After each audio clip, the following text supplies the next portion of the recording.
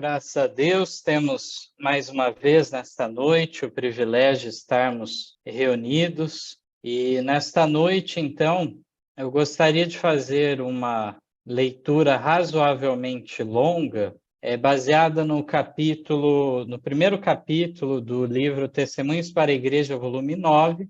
Vou procurar, então, para tal fim, ser o máximo possível conciso em meus comentários, e desta forma procurar então que o texto traga um esclarecimento interessante para nós. Vou compartilhar aqui a tela para que os irmãos acompanhem também a leitura em tela. Aqueles que tiverem o livro também terão facilidade para acompanhar esta leitura.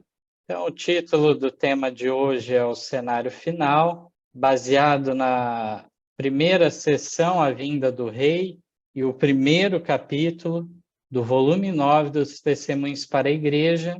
Capítulo 1 se chama A Última Crise. Então, começa na página 11 este capítulo, e vamos discorrer, então, ao decorrer da leitura aqui. Nos diz assim, então, o texto abre dizendo: vivemos no tempo do fim. Os sinais dos tempos que se cumprem rapidamente declaram que a vinda de Cristo está próxima às portas. Os dias em que vivemos são solenes e importantes. O Espírito de Deus está gradual, mas seguramente sendo retirado da terra.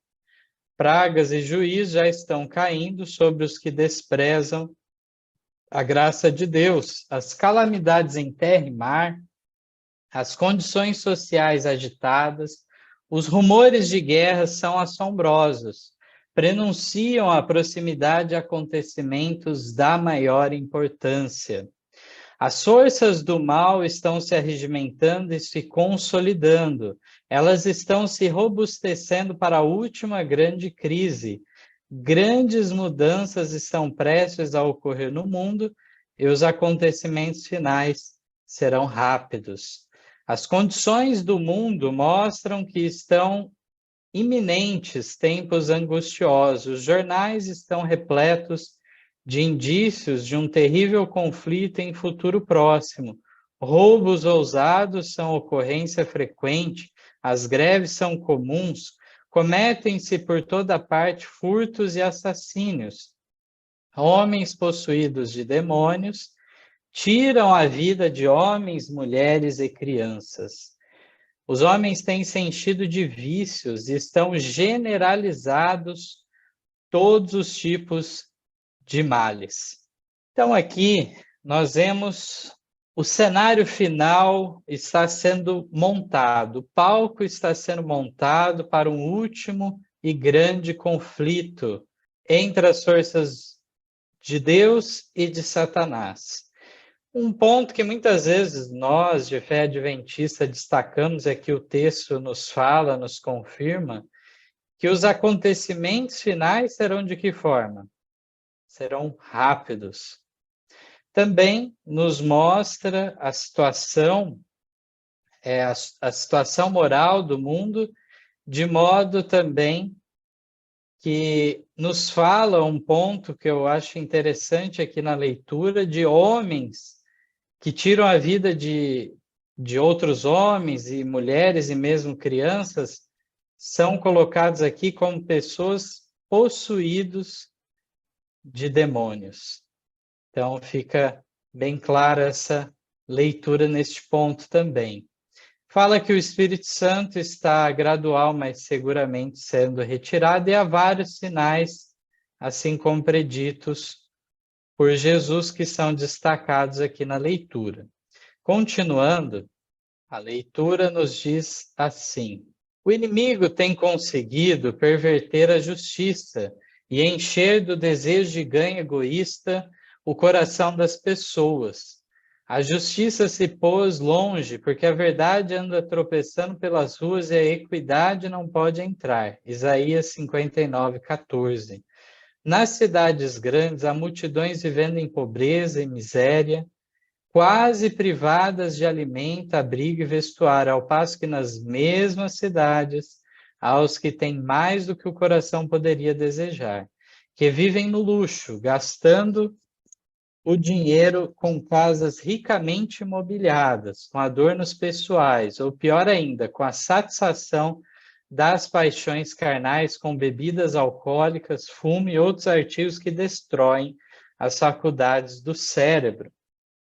Desequilibram a mente e degradam a vida. Sobem para Deus os clamores da humanidade que perece de fome, ao mesmo tempo em que, por toda sorte de opressões e extorsões, os homens acumulam fortunas colossais. E agora, nesta continuação do texto, entra um ponto que, na realidade, ele é um tanto polêmico no meio adventista, porque muitos entendem que aqui nesta visão, Ellen White teria visto o fato ocorrido em 2001, do atentado às Torres Gêmeas lá de Nova York, nos Estados Unidos. É um ponto aqui que eu não quero nem afirmar que seja, nem que não seja. Acho que fica aberto aí a uma discussão futura se realmente seria uma referência a um atentado terrorista ou seria de uma outra forma mais natural ocorrendo uma situação adversa dessa. O que seria realmente que o texto nos apontaria?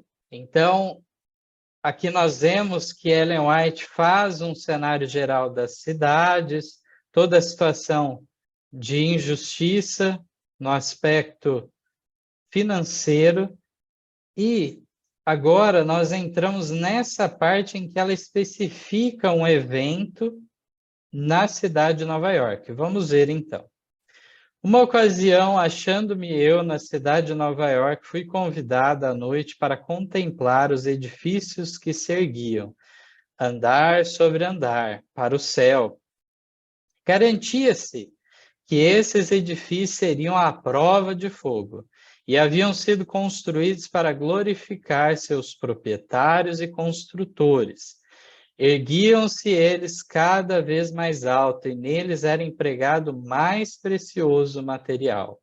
Aqueles a quem essas construções pertenciam não perguntavam a si mesmos: como melhor poderemos glorificar a Deus? O Senhor não fazia parte de suas cogitações. Pensei, quem dera que os que desse modo estão empregando seus recursos vissem o seu procedimento como Deus o vê. Estão amontoando edifícios magnificentes, mas quão loucos são à vista do dominador do universo, seus planos e projetos. Não estão estudando com todas as faculdades do coração e da mente, como podem glorificar. Perderam de vista isso que devem construir, que deve constituir o primeiro dever do ser humano. Então, aqui a gente viu ao início que aparentemente em uma visão foi mostrado, então, estes prédios que se levantavam na cidade de Nova York. E vamos à continuação, então, do texto. Diz assim: enquanto se erguiam esses edifícios, os proprietários se regozijavam com ambicioso orgulho de que tivessem dinheiro para empregar na satisfação do próprio eu e provocar a inveja de seus vizinhos. Grande parte do dinheiro que assim empregavam havia sido alcançado por extorsões, oprimindo os pobres. Esqueciam-se de que no céu se conserva registro de todas as transações comerciais. Todo trato injusto, cada ato fraudulento, acha-se ali registrado. Tempo virá em que em suas fraudes e insolências os homens atingirão o ponto que o Senhor não permitirá que transponham e aprenderão que há um limite para a longanimidade de Jeová. E agora entra no ponto-chave que muitos têm enxergado como um cumprimento, professa já ter ocorrido, que diz assim: a cena que em seguida passou perante mim foi um alarme de fogo. Os homens olhavam os altos edifícios, supostamente à prova de fogo, e diziam: estão perfeitamente seguros. Mas esses edifícios foram consumidos como se fossem feitos de piche. Os aparelhos contra incêndios nada podiam fazer para deter a destruição. Os bombeiros não podiam fazer funcionar as máquinas.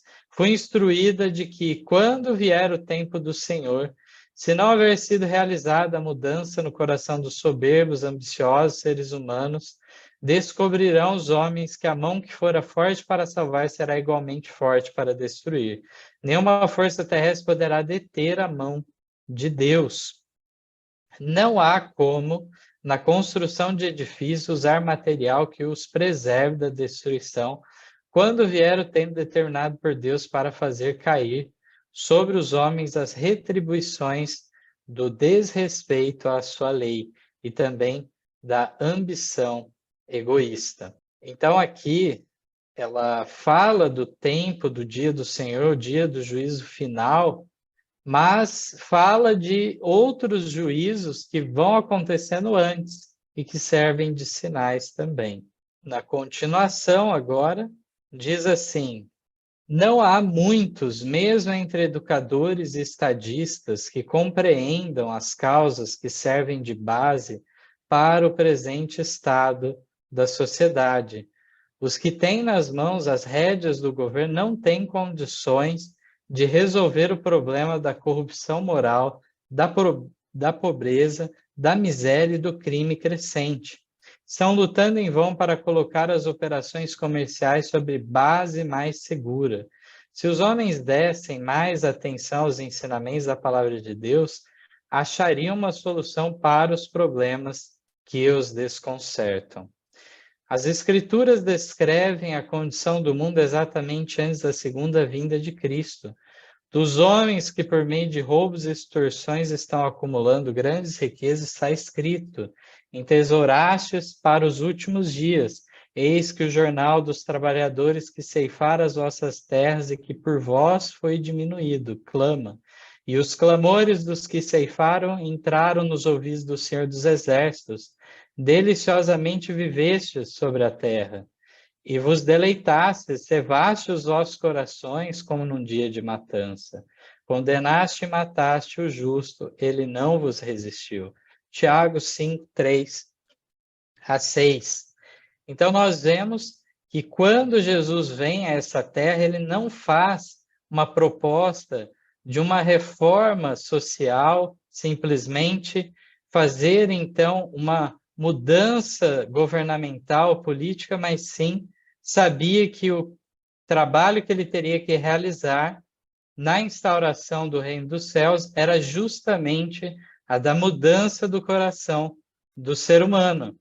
Nós vemos aqui que muitos estudam as causas para o presente estado da sociedade. Educadores, estadistas, procuram de alguma maneira resolver e, segundo a mensageira do Senhor, estaria justamente na palavra de Deus a solução para os problemas que tantos desconcertam. De fato, aí vemos a situação, então, da necessidade da transformação do caráter do ser humano através da operação do Espírito Santo.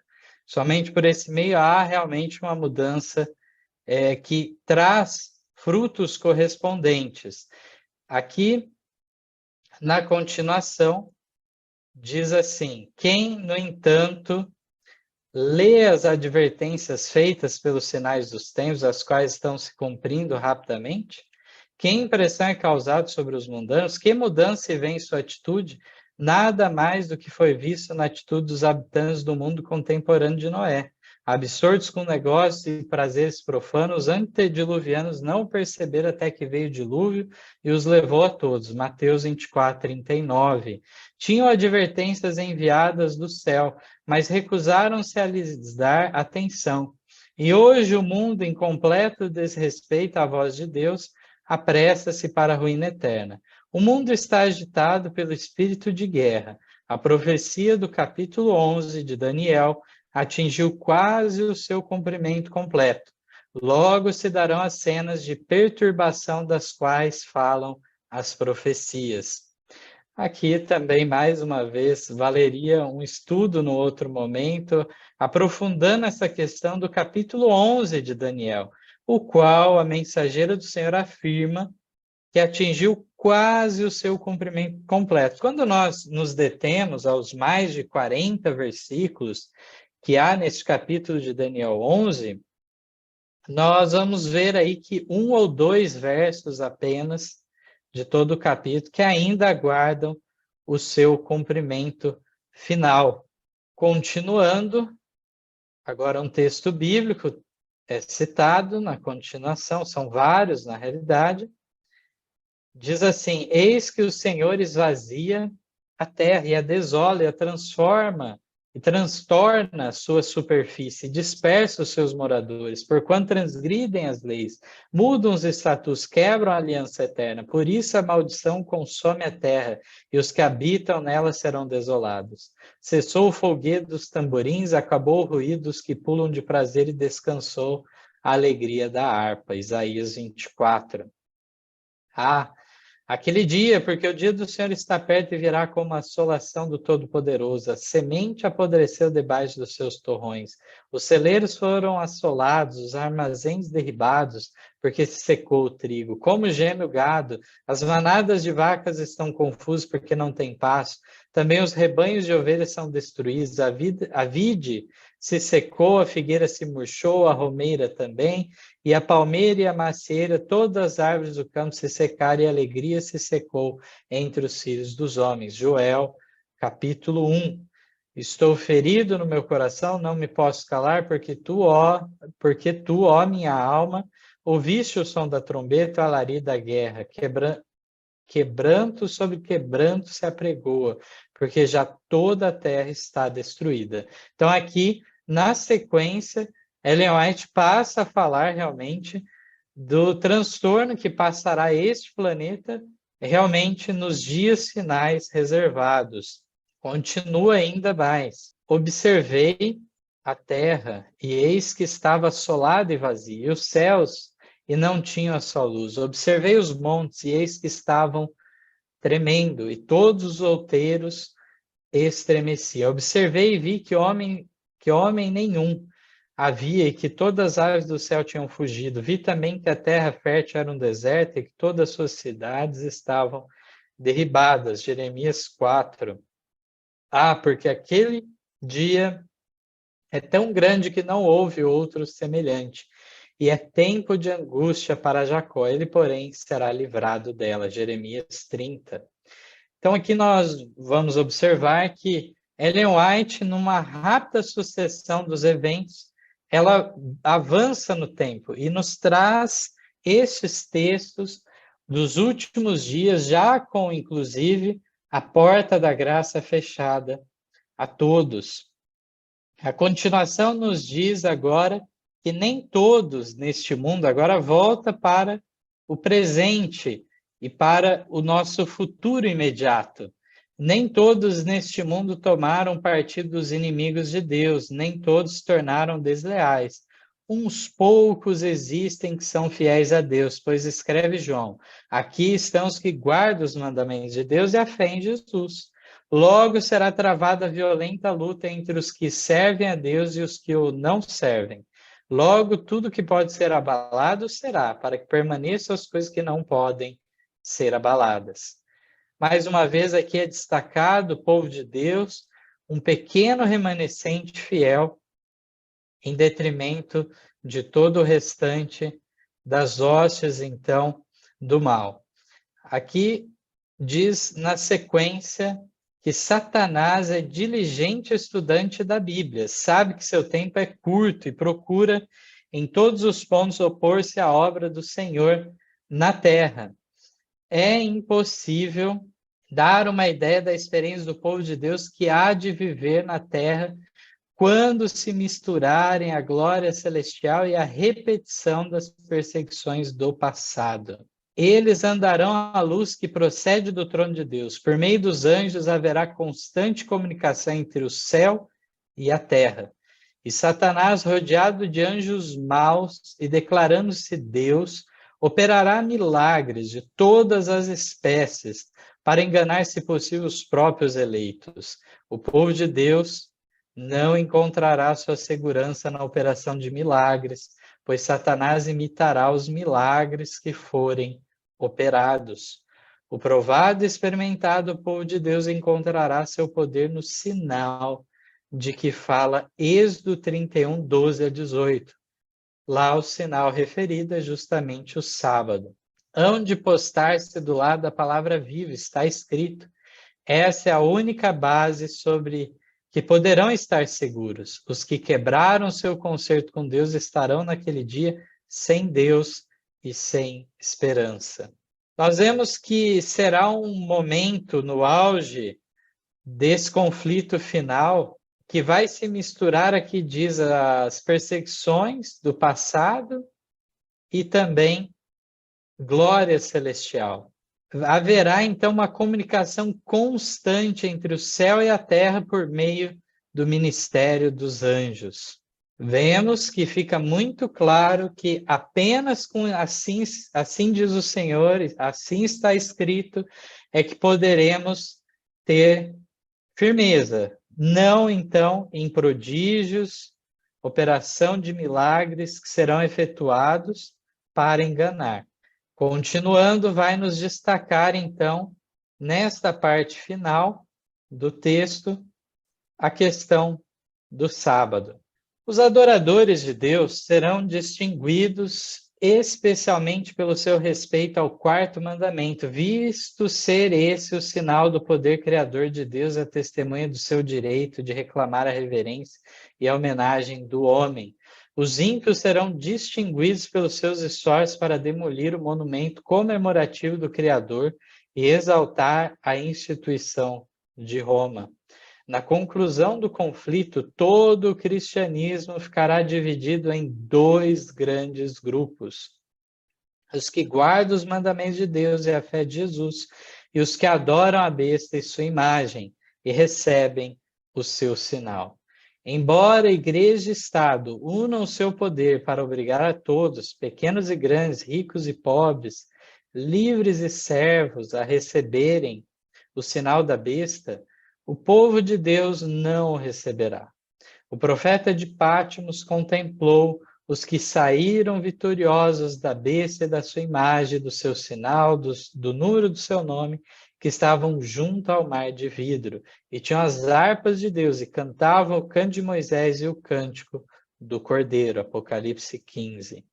Então, aqui, antes de lermos o último parágrafo, vamos notar o destaque é dado, realmente, ao selo da lei de Deus. Então está o quarto mandamento falando sobre o sábado, mostra uma questão de autoridade, porque o poder oposto a Deus se coloca como autoridade com o seu dia de guarda também.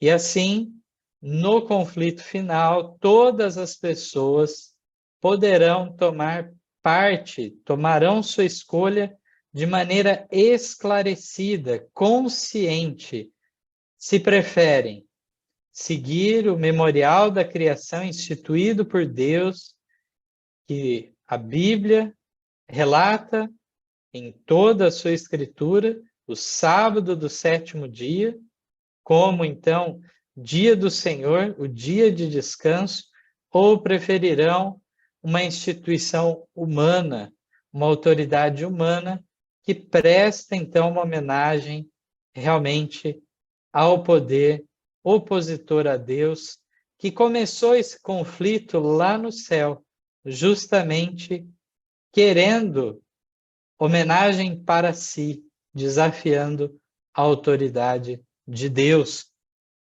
Na conclusão, então, do conflito, aqui nos fala que o cristianismo ficará dividido apenas em dois. Isso significa que as igrejas, centenas, milhares de denominações religiosas que existem hoje não existirão, deixarão de existir através do ecumenismo. Não é esse o ponto. Continuarão a existir tais denominações, tais divisões religiosas, mas estarão unidos no mesmo parecer. E estarão todos em oposição justamente ao povo de Deus que guarda os mandamentos de Deus e tem fé em Jesus.